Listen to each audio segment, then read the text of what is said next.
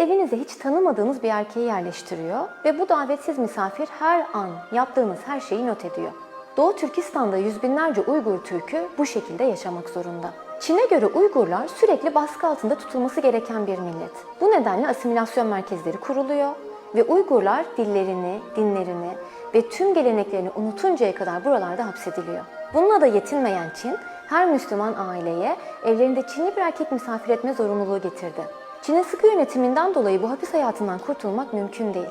Kaçabilen birkaç kişi ise geride kalanlardan bir daha haber alamıyor. Belki orada benim değil, sizin de aileniz olabilirdi. Tüm dünyayı sesleniyorum. Şimdi Müslümanlara sesleniyorum.